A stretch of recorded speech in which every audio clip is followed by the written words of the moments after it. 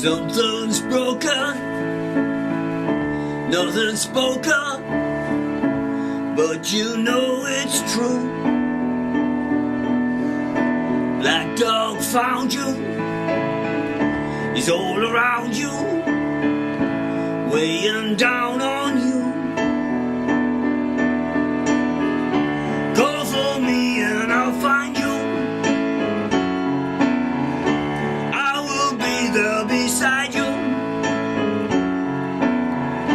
Lean on me and I'll guide you home. And I promise you, you will never be alone. You will never be alone.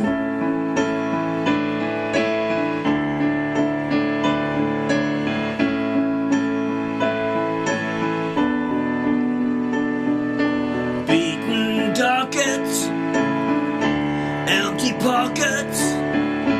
Now your stock is low. Problems test you, fears upset you, never let you go. Call for me and I'll find you. I will be there beside you. Lean on me and I'll guide you home. And I promise you, you will never be alone. You will never be alone.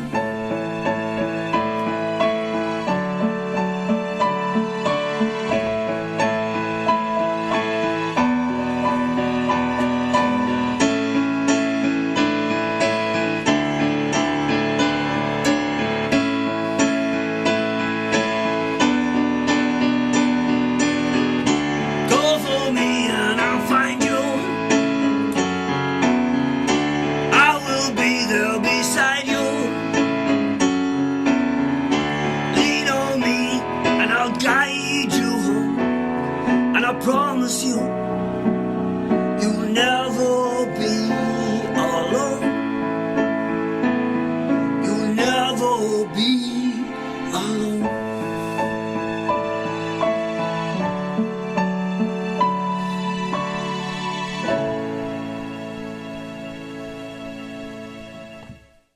Hello and welcome to this week's Going Underground sessions. You've just heard Something's Broken by this week's guest, Tommy Keys. Tommy, Delighted to be great here. to have you on. Deco, thank you very much for having me. So Tommy, you're playing music since the 70s. You've been around the Dublin circuit, you've played all over Dublin, all over the country. You're a songwriter and a performer, and you've obviously seen loads change throughout the years, and you've obviously got a great passion and drive for it. So come on, tell us a little bit about it. I'm mad, absolutely mad for music. I'm kind of on my second hop on the roundabout really, because I played semi-professionally in the 70s, and one band I was in, a band called Sidewinder, was pretty good, and you know we headlined top gigs and radio and television, all that type of thing.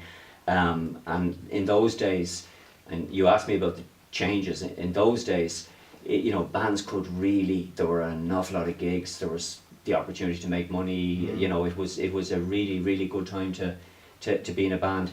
But I disappeared from the music scene completely then for more than 30 years, because I had another career that was beginning to develop, and that started getting quite serious, and I had a family and so on, and it wasn't really possible to be doing all of that and being out playing late at night somewhere down the country and so on. So I had to park it, but I was still writing songs, and a few years ago I was getting to the stage where my other career was going to come to an end, and I was going to be retiring and have plenty of free time, and I don't play golf or any of that type of thing. So I said, what I really want to do is just go back and do what I enjoyed doing back in the 70s, go back out in the scene again, play my songs, perform if there's an audience for it, get music out, get the CDs out, get radio plays, and try and do the whole thing again just for my own satisfaction. So it's about 2.5 years now, and it's actually going very well for me.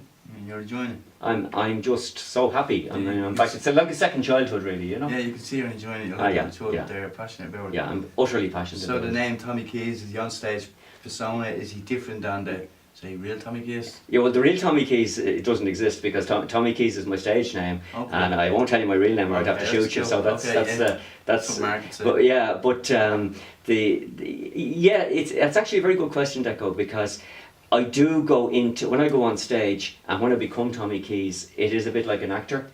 I do go into a slightly different zone, and whatever inhibitions or things like that I might have as in my normal life are coming from the kind of the you know, the working life that I had and all that type of thing. None of that matters. I'm just on stage now as Tommy Keys, the musician, the songwriter, putting my songs across. And I think it's easier for me to do that in the persona of the stage name, because I am actually, I can I am a relate to it. different person. I'm a different person. Yeah, it's like a completely character change. You go from Yeah. being the guy that just the normal guy when you step on stage. Yeah. Like it's like a safety net or something. You become somebody else. You go into a zone. Yeah, yeah. You read, and I some, you know, understand it. you go into a zone, and you know, it mightn't even matter if there's nobody there. If there's only one or two people there, it really doesn't matter. Once you go into that zone and performing, you know, it's very like acting. You become an actor, really. I relate to it because I'm that Yeah. way myself. I can Yeah. totally relate to it. So in 2016, you went to the Sun Studios and you recorded over 40 songs. Yeah, you see, I had this I had this stockpile. I mean, some of them were songs that I had written for my bands in the 70s. Some of them were songs that I had kind of written over the years and just kind of did, you know, home recordings of and so on. But the funny thing was, about 3 or 4 years before I retired, I decided this was what I was going to do, because the job I was in was a kind of a very full-on, you know, not exactly 24/7, but it was a very full-on job. And I was kind of saying that I'm not going to be able to walk out of that job and be doing nothing. So I said a nice way to make that kind of transition would be to throw myself into something else. Your passion. And that was the passion. So I went in, we were in Sun Studios in Temple Lane for the guts of 3 months. Now, it wasn't 3 consistent months, it was about 24 or 25 days spread over the 3 months. And we had 43 songs that we had rehearsed over the previous summer. Like I had a kind of a core band of some of the country's really top session musicians, really Yeah, good yeah, players. brilliant, And we did 3 albums, and we put the 3 albums out. So no, I really did. I focused all the promotion on one of them because, you know, it was going to cause a bit of confusion if you were trying to promote 3 albums at the same time. But the 3 are all available, and got a reasonable amount of sales. And in particular, they sell well at gigs. You know, yeah, you know. can hear it when you play, like it's something passionate and like saying the song, when something's broken, you did, Yeah. you felt a shiver up my spine, like it was That's- really a beautiful song. A songwriter loves to hear somebody saying that, because No, I think I mean, I think what you're trying to do when you write a song is you're trying to get inside the listener's emotions, and you're trying to push a button, you know, whether it's going to make them happy. Like if you're doing a kind of a very rocky song, you want them to be unable to resist boogieing around or whatever. But if you're doing a kind of a song like the one that I did there, you don't exactly want to make them cry, but you want to actually emotionally impact a little bit on them. Yeah, big you know? time, big time. Yeah, and that's what and the whole package, the way I play, the way I try and sing, the words that I write, it's all a package that I'm trying to get that. And you're Or still get that sitting down effect. and writing your songs, like say, and you're still doing original material. I'd say the wife and kids are really proud of you. Like I'd say they're really proud of what you do. Yeah, I you know, obviously, but my I have a daughter who is in a band called Elkin, who Very is a singer-songwriter as well, and So it rubs off. so she's exceptionally talented. So I think, I mean, I'm as proud of her as she would be of me. Amazing. You know. Amazing. Yeah. A lovely songs. Yeah. And what's the name of the 3 albums? Well, the album, An Irish Life, is a kind of a semi-autobiographical thing. I had a lot of songs that I had written from my own experience. I've grown up in the 50s and 60s and playing in bands in the 70s, and then working and having your daughter go off to Australia, which my daughter did, although she came back, and beginning to grow old and all that type of stuff. So I put all the songs that kind of fitted that theme, and I put them all together in a kind of a sequence, and that album is called An Irish Life. So it starts off with songs about, you know, the 50s and 60s, and it finishes off with the song about being gathered around, you know, the whole family back together at New Year's Eve around the Christmas tree and all that type of thing. So that song is a kind of a sequence. I have an album then called The Sad Pursuit, which is much more kind of bluesy. there is an absolutely fabulous sax player that I'm sure you know called Richie Buckley. He's probably Yeah, the top very- sax player in the country. yeah, He's played with Van Morrison and yeah. loads of people. Richie Buckley, his brother's out in Ballyferm, Rockskill. His guitarist, Yeah. his brother, I forget his name. Yeah, there's Hugh and there's Michael. There's a couple of them. Yeah. But I was really lucky. I had Richie. On the album. He plays on about. They're from Killock, I think, aren't they? I'm not sure where he's from, but he's an incredible musician. He plays on about 10 of my tracks altogether, but particularly on the album The Sad Pursuit, Yeah. because it's quite bluesy, jazzy. I've got Richie and I've got a lead guitarist called Dick Farrelly, double bass player called Dave Fleming, drummer called Jerry Farrelly. They're all incredible session heads. Yeah. And, you know, I mean, I'm an adequate musician. I'm not a brilliant musician, I'm just adequate. These guys are just so immensely talented, and it really raised my game having them doing my songs. So having them in, like, you know, yeah. I'm sure the band was great, talking the old stories and all. It was great. That's And good. then the kind of the jazzy bluesy ones are on that, and then I put all the others onto the third album, which is called Some of These Stories Are True.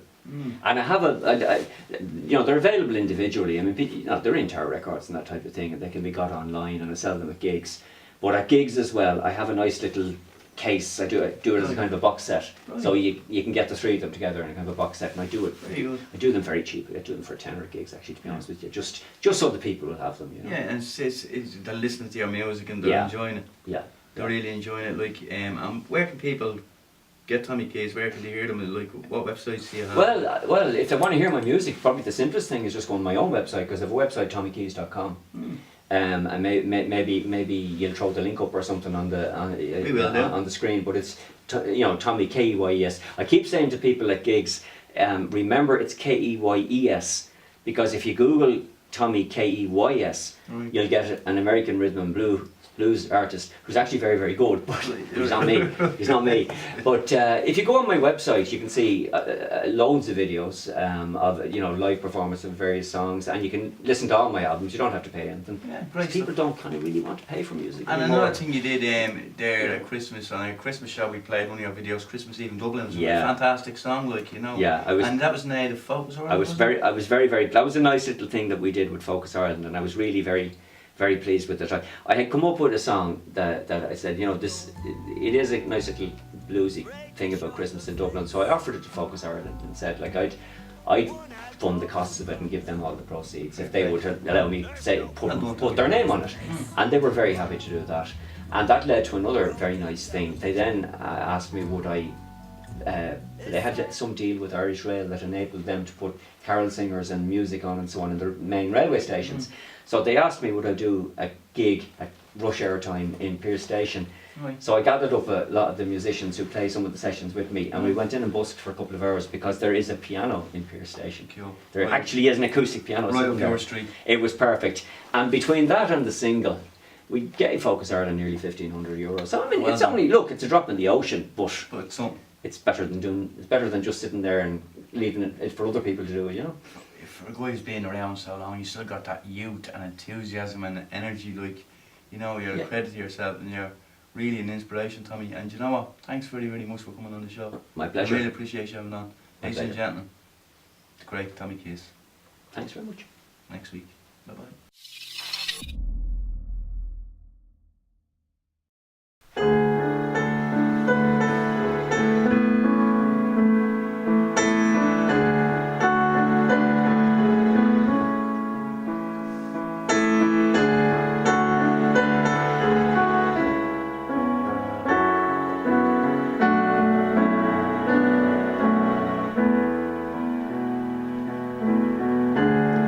When I was only 5 years old,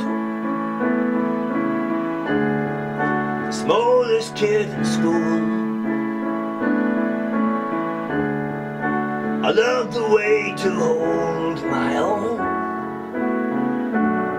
was just to play the fool for everyone's amusement. Make everybody smile. I'll make myself so popular, if only for a while.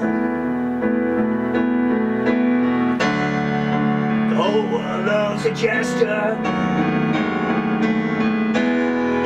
The whole world loves loves a clown. That's me. I was joking around.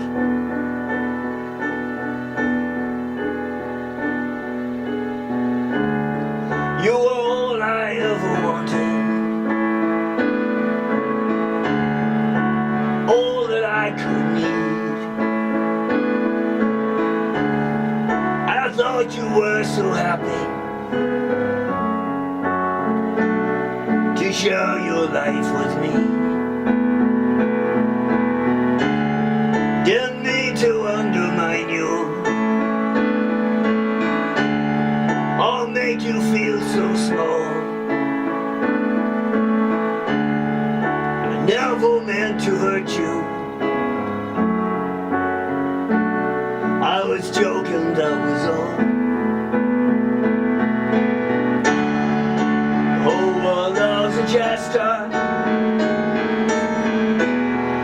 The whole world loves a clown. That's me. I was joking around.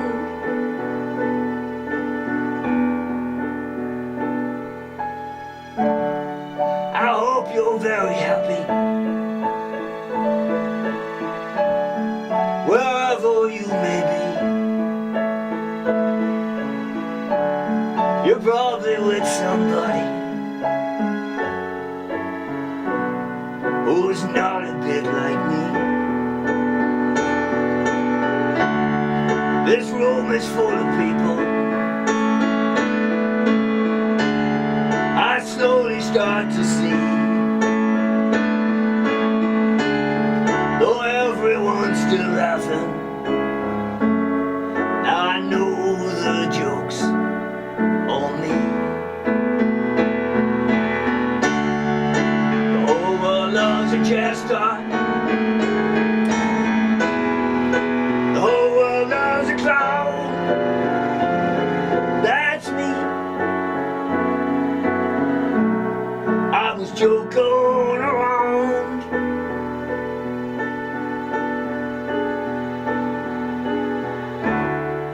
Though everyone's still laughing, now I know the